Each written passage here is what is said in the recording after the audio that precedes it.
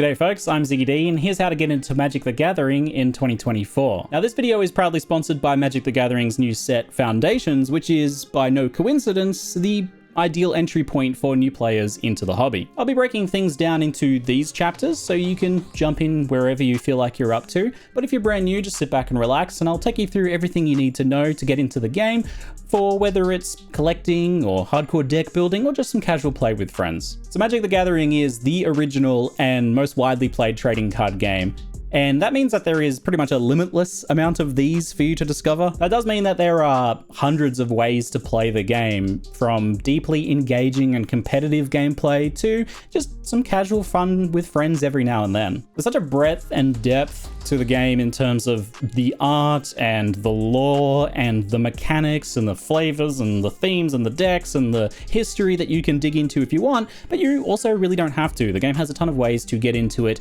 in a way where you can just appreciate something more recent from the game. Something that's pretty attractive about the game as a hobby in general is that there are pretty low barriers to entry and you can indeed get into the game for free, and I'll go over some ways of doing that. But even if you want to start buying some brand new cards, generally you can get started and playing with enough stuff for you and several friends to play together for under $50. As a hobby, it then scales quite well to almost any budget, whether it's you just keep playing with the stuff you already have and there's no ongoing costs, or you get into something like vintage collecting. Personally for me though, I think one of the biggest appeals to the game is the way that it's broken down into various different colors that each have their own archetypes and themes and flavors that contribute to how different decks are played. So this is things like black decks, for example, being themed around power through sacrifice, necromancy, and the undead. Or you have things like blue decks, which indeed flow like water and change to what your opponent is doing and try to cleverly control the game with mind games. And then of course you got things like red decks, which are about reckless aggression and passion and hurling creatures at your opponent and attacking. But where it really starts to come together is when you start to combine these different colors. Like for example, a red and black deck, that's about reckless aggression and power through sacrifice, that combination. So sacrificing your own life or your creatures to try and damage your opponent very aggressively. And then it goes even deeper than that when you start combining even more things together. Like for example, my personal favorite is red, black, and blue, which is known as Grixis, and that's flavored by pretty dark, malevolent creatures that are very carefully considered, but are trying to achieve power to dominate their enemies through whatever costs necessary. In the end, I think what it really comes down to is that Magic the Gathering tickles a lot of our brains in just the right way, whether it's big flashy creatures that have large numbers on them and come down and with a big explosion that blow up the board, or clever combinations and, you know, ruthlessly clever plays. Or maybe even just the story that you tell through your deck, the theme and the flavor that kind of expresses and showcases a little bit of you personally. So it's a good idea before you jump into any new hobby is to, if possible, try it out for free. And there are some very good avenues for doing that with Magic the Gathering, thankfully. If you have a friend, that should be your first point of call, because I assure you, if you go to one of your friends who you know plays Magic the Gathering and express interest, they'll probably be over the moon and very excited to teach you. Otherwise, it's a good idea to scope out some of your friendly local game stores, and Wizards even has a store locator for that, that will show you ongoing events and various different stores in your area that have Magic the Gathering going on, which is pretty much all of them.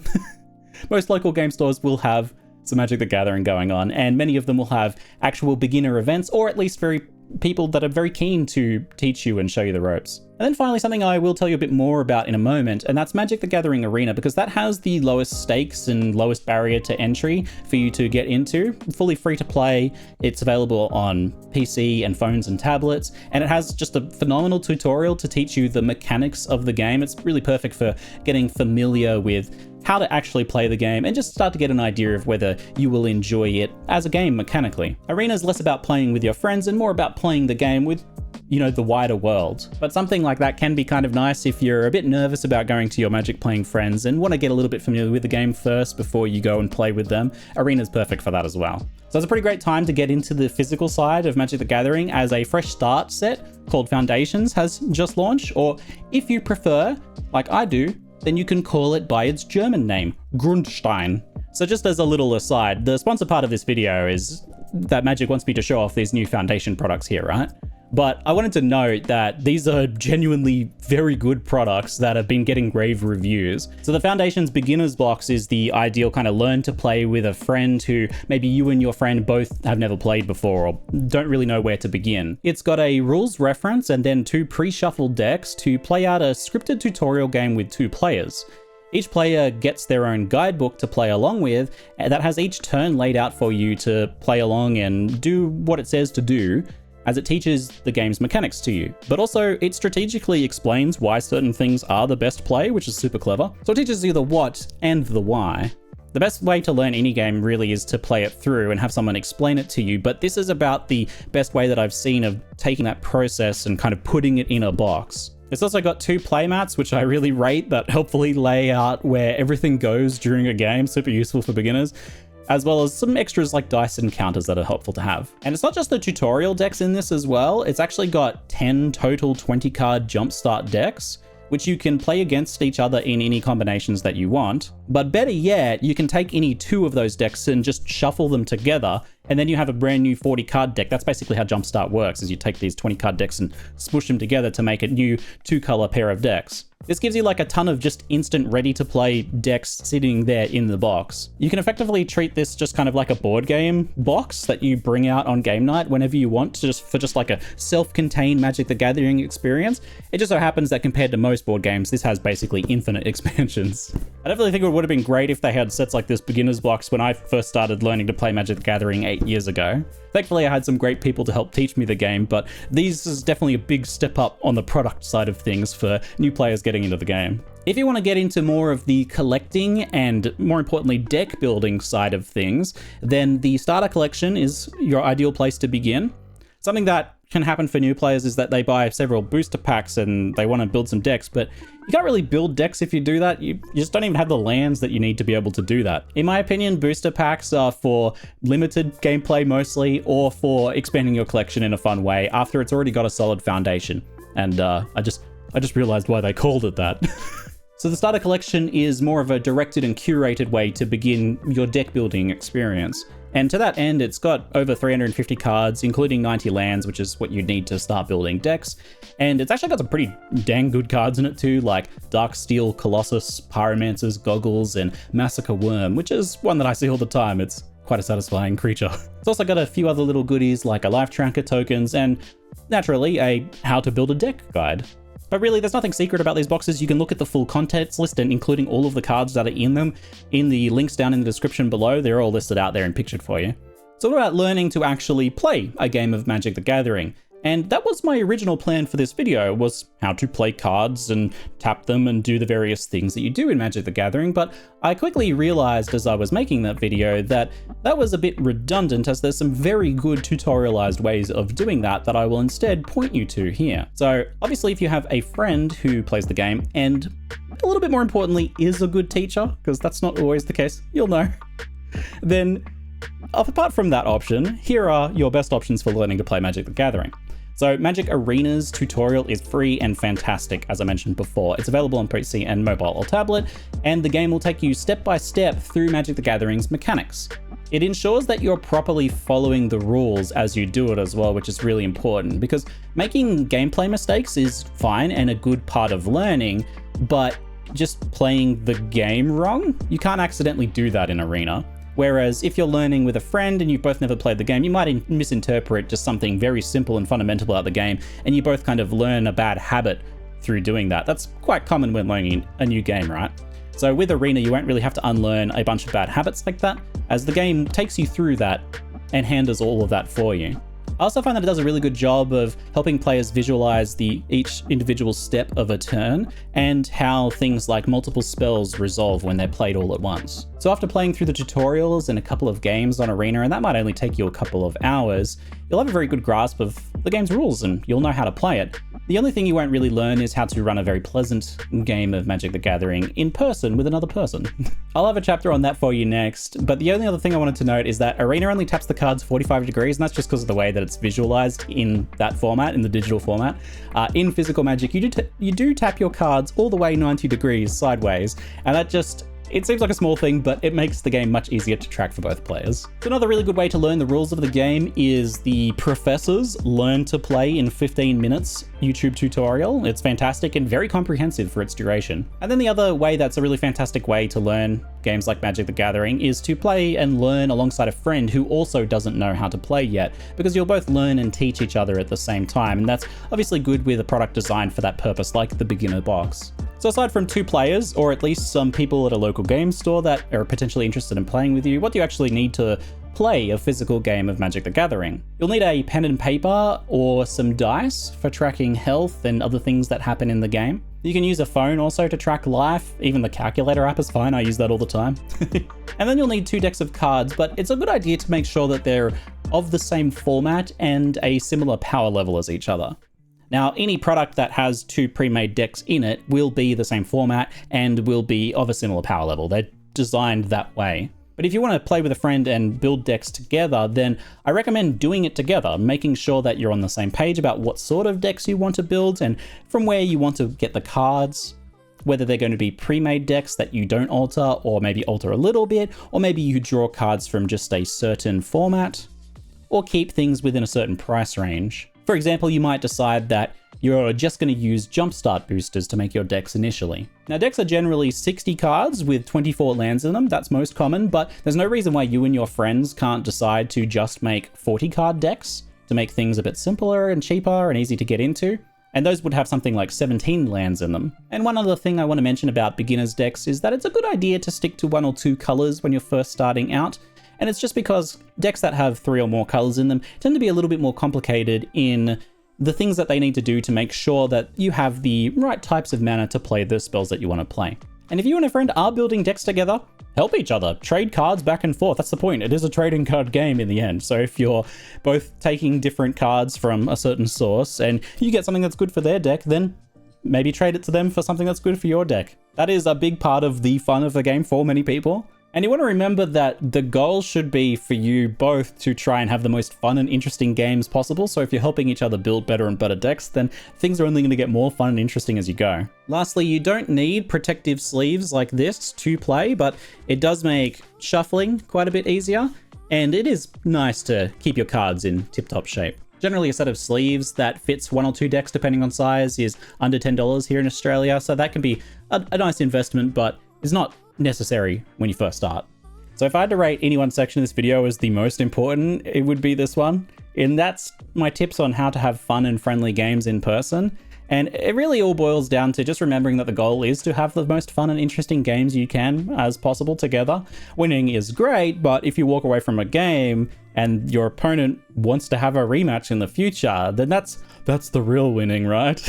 Grinding out friends is better than grinding out wins. But some more specific and practical advice for you. I recommend organizing your cards in play in a way that's easy for both you and your opponent to keep track of. Keep your lands visible, tap things the full 90 degrees and make it obvious, and group your creatures in front and your lands in the back and your other permanents somewhere else. You want to win through clever strategy and a good play, not because some creature was hidden underneath one of your other cards that your opponent didn't see.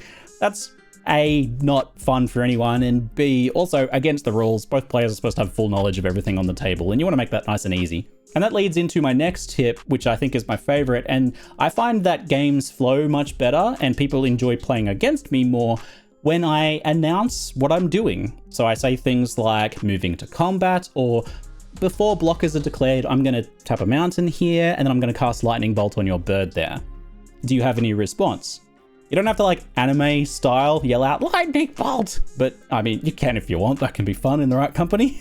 Just remember that Magic the Gathering is an interactive back and forth game. You're able to do things on your opponent's turn and vice versa. So both of you being on the same page about what's happening and what phase of the turn you're in and what things you're doing makes that flow easier, and it makes less of those situations where your opponent's like, oh wait, I wanted to do something first, but you kind of skipped over your turn. The game's much more fun and engaging when both players know what's happening. Inevitably, when you're playing, questions are going to come up. What happens in this very specific scenario when this creature does this? I'll say that pretty much any question you might ask like that has probably been asked by someone before who's playing Magic the Gathering and has probably been answered online. Usually just a Google search with the specific cards or abilities that you're having a question about, and that actual question will turn up some results. But there's also the basic and advanced rules on the Wizards site. These will all be linked down in the description below, so check out the useful resources down there. And the Gatherer is a tool that allows you to find specific rules for specific cards. These give you any recorded, like, official rulings on how things are supposed to work, which can answer a lot of questions. And a piece of advice, if I may, is that when playing casually with friends, non-competitive format, don't be afraid to just agree on a way something should play out and then play it out, and then after the game you can look it up. It's much more fun than sitting there on your phones looking up rules as you're playing. And then you can get the fun arguments of like, well, I totally would have won that game if we had done it this way that it says online. Now let's go over some of the formats or the ways to play Magic the Gathering. And there are many, many of them that I'm certainly not going to go over, as there are almost as many ways of playing as there are players of Magic the Gathering. But I will talk about the ones that are the most popular, that you're most likely going to want to play or engage with as a newer player. And really, the most popular by far category of Magic the Gathering is what's known as kitchen table magic. That's the casual magic you play with your friends, where you follow the fundamental rules of the game, because that makes the game fun. Those are important. But you may have particular ways in which you play, or styles of decks, or restrictions, or just some extra rules that you throw in for the personal fun of you and everyone else involved that you just all agree on. You bend the rules a little bit, and you aren't afraid to say things like, oh, you wanted to do that, that's fine, we'll just rewind a little bit and you can do that. Because it's about having fun with each other and you're not too worried about, being a stickler for the rules too much. You might come up with things like, we're just going to play with 40 card decks because that's just a bit faster and easier and cheaper for us. Or you might say things, we're only going to use common and uncommon cards and not rare or mythic cards. And another popular house rule that I personally really recommend for new players is just like, give everyone a certain number of free redraws at the start of the game so that they get a hand they're satisfied with. The next very popular format that you've probably heard of and may even be what has attracted you to Magic the Gathering is Commander. It is a format where you have 100 card decks, so they're very big decks, and there are no duplicates in them, so they're all individual and unique. And more importantly, there's a cool hero commander that leads the charge. They're always kind of on the board, ready to jump into play. So you'll see them every single game. One of the biggest things about Commander that makes it really popular is that it's intended and designed around being a multiplayer format. That means that typically you'll see 4-player games, but you can play it with 2 players. I do all the time.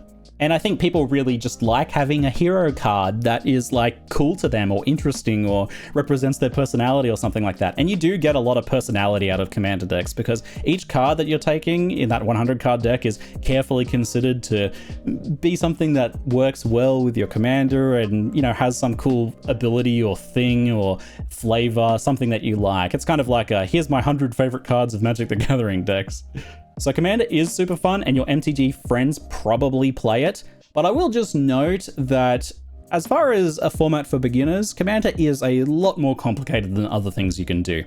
The cards individually are generally more complex, there's more of them, and the nature of multiplayer 4-player games means there's a lot more going on that you have to keep track of. It also is a bigger time commitment. Typically for newer players especially, Commander games can take several hours, so it's kind of more of a game night activity, whereas a regular round of Magic the Gathering with a smaller, more standard deck might only be like 20 minutes. So if you're going to jump in as your first format into Commander, that's fine. Just make sure you and your friends who are doing so are on the same page that that's what you want. Otherwise, it might be a good format to pivot into in the future after you've played some regular Magic and kind of learned the basics. It's also a really fun format for once you've done a bit more collecting, because then you have like a larger library of potential cards and things you know about Magic to pull from to make a really fun and interesting Commander deck. Now, Standard is the primary current competitive format of Magic the Gathering, but that's not to say that it's not fine and fun for casual play. It certainly is, and it has some very nice advantages in that regard. It's essentially the recent cards from recent years of Magic the Gathering sets. So for example, Foundations is the new kind of core of Standard, and it will be in Standard for the next 5 or so years. One of the biggest advantages of Standard is that as a new player, you don't have to know about cards that came out 20 years ago, and you're getting a bit more of a modern Magic experience, as it's stuff that's been designed kind of to work together a bit more. I personally started playing with Standard. That was the first format I played, apart from doing some Limited I'll talk about in a moment. And I made a vampire deck that I took around to a few game stores, even when I went traveling, which was very fun. And I even did some tournaments and things like that. It was very fun. I think I got like 2nd or 3rd in one of them. was good. It was a good time. Another thing to note is that most friendly local game stores run standard events. That's generally very popular, alongside of Commander. It's pretty common to find Commander at them as well. So you'll have no trouble finding a game of standard somewhere. Now, limited formats, which are actually my personal favorite way to play, for example, drafting and sealed. And these are a pretty unique way of playing the game that you might not have heard of, and that's to build a deck of Magic the Gathering from a limited, that's hence the name, pool of cards right then and there. So generally you'll open several booster packs, or you and a group of people will open some booster packs, and then you will pick cards to try and build the best deck that you can there, with everyone being on that level playing field. So it's very fun kind of deck building testing your deck building skills and developing those over time and evaluating, you know, what works well together and finding synergies and combos kind of on the fly. Very satisfying experience. And there's several different ways of doing this, and it's pretty popular to do limited events, especially for new set releases at local game stores. So you can use the store finder to find out when any of those are coming up. And while it is a bit more of a challenging format for new players, it still can be a very fun experience if you find a group of people that are of a similar level or are pretty welcoming and willing to teach you how to go about that process. Next up, I wanted to mention Spelltable. This isn't a format, this is a website that you can use to play paper cards with people online. So if you have friends that, you know, live a little far away and they have paper Magic, you can use a webcam or a phone with a stand and play paper Magic with each other. And the site's really good. It has support for basically every format, including 4-player Commander. And you can click the cards and see them and track live, and it helps you with all that stuff. And on top of that, for the digital side of things, you do have Arena, which has standard and several other formats for you to explore, including limited formats. And most of that can be done for free, potentially to a bit more of a limited extent with the ones that add cards to your collection, like the limited, sealed, and drafting. But there's also an extra kind of unique thing to Arena that I wanted to mention, and that's Brawl. So Brawl is kind of Commander light. Instead of a 100-card deck, you just have a 60-card deck of no duplicate cards, and you still have that hero commander. And importantly, it's only 2 players, not 4 players, so you don't get that kind of group multiplayer experience. But I personally find it a nice substitute when I want to play something that feels a bit like Commander, and it's a game mode that I really enjoy and can be a lot of fun, and you still get some of those nice deck building elements of Commander coming through. You don't get the same social experience as you do with a multiplayer game of Commander though, which is one of really the top parts of it. There's tons of stuff for you to explore as you get more and more into the hobby, but this is really a good starting point. I think most of you are probably going to begin with some Arena or some kitchen table Magic, using some of these sorts of products where you have some decks that play nicely against each other, and you know, slowly add more and more decks to those to expand those out, and then maybe in the future try your hand at some deck building and things like that. Or maybe you're going to jump into some Commander, which is really well done for new players with the pre-constructed decks, especially because those tend to have a bit more of a similar power level, so those play nicely against each other. Make sure you check out that source list down in the description below. Not only is anything that I mentioned in the video down there, but also some extra guides and things that I think you might find helpful. I do appreciate Wizards and Magic the Gathering sponsoring and supporting this video with their new set Foundations, and it's nice to be able to kind of like pay it forwards a little bit. Since I learned the game 8 years ago and documented that experience on YouTube, you can actually check that out if you want. It's a little bit cringe, early Ziggy, but you can check that out if you want to. It might be enlightening or entertaining. But it's nice to be able to kind of like pay that forwards and get a new generation of people into Magic the Gathering. Maybe that I will be able to play with some of you on Arena sometime, or maybe even in person at an event, as I do like to play some games of Magic at PAX and things like that. But anyway, folks, that's it for now. I'm Ziggy D, and thanks for watching.